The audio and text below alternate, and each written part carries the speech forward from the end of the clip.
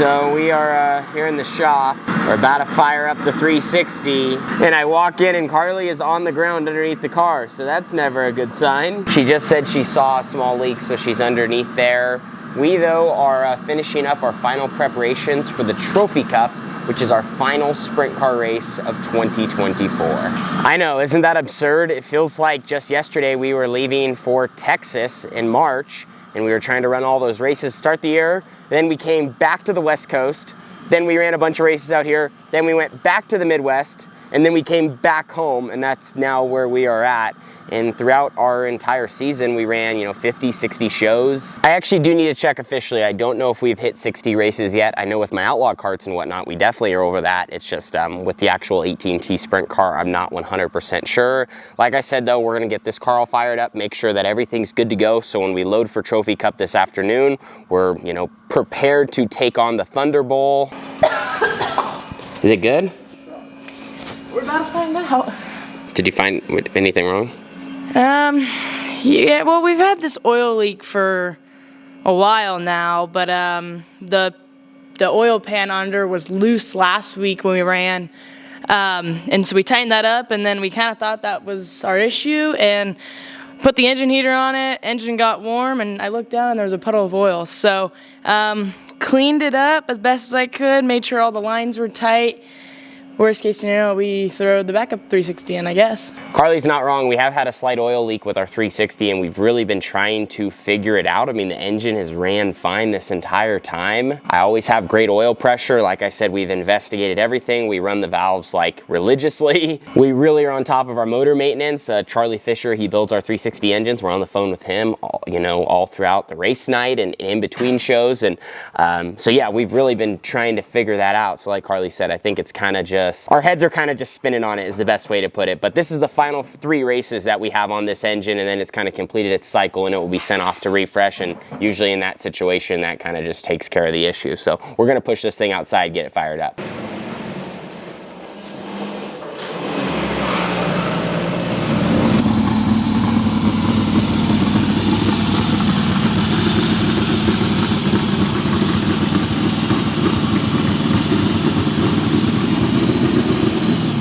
So by firing it up, we're able to double check our work there. Everything appears to be ready to rock and roll. So we're gonna put the hood on and this thing is ready to load. Like I said there, we don't necessarily fire every week. It kind of just depends, like if we go from one car to the other. Sometimes when we do engine swaps, we do, sometimes we don't. We probably could be a little more consistent on that. But a lot of times it really just has to do with making sure that we have no leaks and everything fires up properly. The last thing you wanna do is push out for engine heat, wheel pack, whatever, and your stuff doesn't start, because then everything's dirty, you don't have a lot of time, and basically can ruin your night because you're in hurry up mode, before you ever even get going. Personally, for me too, I just enjoy firing up the car. It's nice just to sit in it and let it run, and you can, idle it up by leaning out the fuel valve, which is allowing less fuel to the engine, and it all of a sudden the RPMs can go from like 1100 to like 2000, 2100, and then you just hear that thing chopping. So it's pretty neat.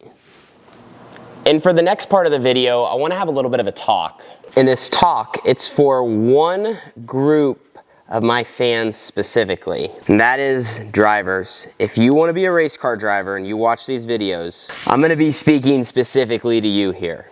Now, it could also be for others in the racing industry because this same thing applies, but for drivers, specifically upcoming young kids, you guys watch what I do. You see what happens in 410 sprint car racing. You see what happens in late model racing, professional modifieds, like asphalt, dirt, the whole shebang. And you want to do that, and you might be in your own grind and you're racing, quarter midgets, outlaw carts, micros. The list for that goes on, but you're in your own grind and you're trying to get sponsors and you're trying to work on relationships and you're maybe trying to get your first ride. I don't know, or you're so young and your parents are kind of doing all that, which is totally okay too. When you're a young kid, you need help. Once you're, closer to my age, or I would say, 14, 15, 16 years old, you can kind of start grabbing the bull by the horns and you can make things happen for yourself. And maybe even a little younger than that, maybe a little older than that, whatever the case is. But anyway, this is for drivers. And I don't know why, but as I'm doing this, I really like writing stuff down because I write stuff down, helps me remember. It also, I believe, gets the point across a little bit more. So we're gonna talk more about this, but here's the simple way of putting it. Now is the time. Question mark just went off in your head. You're like, Tanner, now is the time for what? Like what's it time for? So there's one big word that I use to describe what it is time for. That is opportunity. Off season now, as we're approaching the off season, and even though like for some the season's over, for some it's not, like that doesn't matter. It's never too early to start working on the next year, especially when it comes to the next few things I'm gonna say. Okay, so look at this. So we got a diagram here. Opportunity. Remember, I've been telling you guys, now is the time for opportunity. So what does that entail? Well, cash sponsorships, rides, product sponsorship, and overall relationships in the industry. What I'm trying to tell you in a fancy way is now is the time to work on your race teams, and also who you are as a driver and what it takes to make all that happen.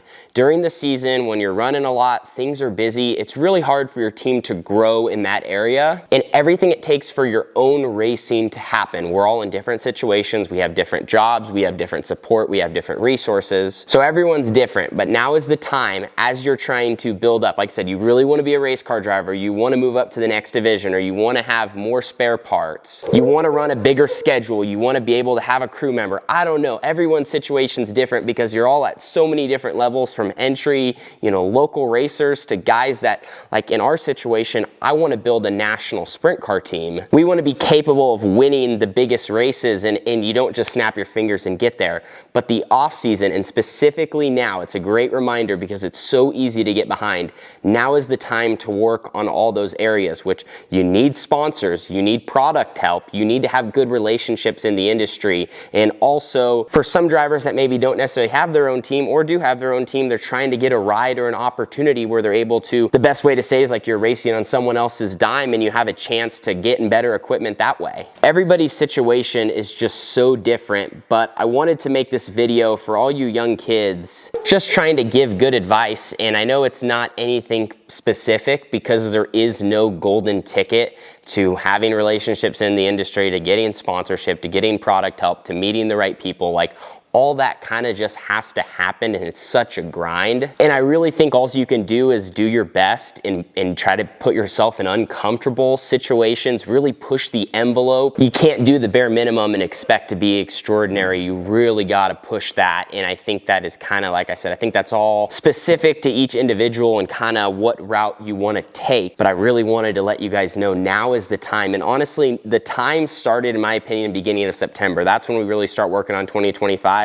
Like in action, but we're talking about 2025 in June and July. Like that's how it is for us. So we're really trying to get better at being ahead of the game, but like now is the time to make it happen when, people aren't racing, they're still just as busy, but it's a different busy and they're working on next year and businesses are working on next year. So that creates opportunity. So now's the time to go out and try to get those sponsorships. For some, now's the time to make those phone calls and get those rides. Now's the time to surf the internet and see if, companies that you buy from, they have product sponsorship or, they have ways for you to get discounts on their stuff. And this is probably more of an all year thing, but you can still keep working on relationships because in dirt racing and motorsports, it's all in who you know. It's such a big deal. So I cannot stress it enough that now is the time to make things happen, especially when we're talking about sponsorship. And that of course is because companies plan in advance. So a lot of them are having meetings right now, figuring out how much they can spend in 2025. And if you want a chunk of that, it's better to talk with them now because you can get in on that budget than if you show up in March and like, hey, we're going racing in a couple weeks, like we're about to go, the season's starting. They might be like, well, we have no money for you. We already planned that all out months ago. And I do want to be clear, it doesn't mean that it's not possible to get sponsorships at other times in the year, because it absolutely is. You can technically get a sponsorship all year round. I just think you're way more likely and you have a better chance if you're working on it now, because this is just when companies are also working on that. So for product sponsorship, I would say the same as cash sponsorship as far as timeline goes. They're about the same. You kind of work on them now. And then when you're talking about rides, well, technically rides can open up all throughout the year. Like guys just race until they're not together, and then you see people part ways, they put someone new in, and all that happens more at a professional level. But what I would say at some of these more local levels where there is opportunities to drive different people's cars, it is not wrong to just call someone and tell them that you'd be interested in driving for them. A good way of putting it is, I just love love to throw my name in the hat. It's not wrong to just do that in the off season. Like if there's a car that you would be interested in driving, like put yourself out there. It's very scary, don't get me wrong, and it can be awkward when you're on the phone at first. But I can tell you this, you're never gonna have a chance if you don't like at least try. And you know, I know people that have gotten to drive cars, you know, months and months later because they made that random phone call at that time, just kind of throwing their name in the hat. So anyway, I just wanted to make this video to encourage my young fans and drivers, or it could be even crew members. That's what I meant when I said it could go for, you know, other people in the racing industry. Like if you're wanting a job, you want to work for a team, like now's the time to reach out and make that happen. Teams are hiring all across the country. But yeah, go out there and make it happen. I just want to kind of give you guys, that's my advice. That's what I would recommend. If you're gonna grind, the off season is one of the best times. Like I said earlier, it's easy to get behind and then all of a sudden you're racing again and you know, you're still kind of in the same spot as you ended the previous year. So the off season's your opportunity for growth. And with that, I want to thank all the people that have helped my 2024 happen, because I literally would not be racing without them. Shane DeWald Trucking, DZ, so awesome that we have these guys on board. I have a new sponsor going into Trophy Cup weekend, Ron Gilson Photography. He's helping me out, but Canopy Country, Earth Environmental, Carbon Works, Bullseye Design and Print, Rod and Supply, Triple X, Ty 22, Champion Car Wash, Alender Butsky Engineers. Of course, one of my favorite logos, the Boss, Stack, they make an awesome product. QRC, Veenendahl Trucking, Orville Tax, ABC Powder Coating, and then Diamond Roofing Company. I also have other product sponsors down there that help. Like I said, wouldn't be where I'm at without all of my partners, without my family, without my team, and just so much hard work. And I know a lot of times you guys see all the glory in racing. Don't get me wrong, that is there. But I would say that's just, you know, 5 or 10% of it. There's so much else that goes into a team, that goes into winning, that goes into all these operations. And if you really want it, you're gonna have to work super hard and you're gonna have to grind it out. Like that's just what dirt racing is. So as we're in the off season, remember this, and you also need to remember that now is the time. I don't know what you guys think, but I thought that was a pretty good talk. Go out there and get them. That's my best advice from Tanner Holmes Racing. We appreciate you all. Love having you ride along with me for this journey. Deuces.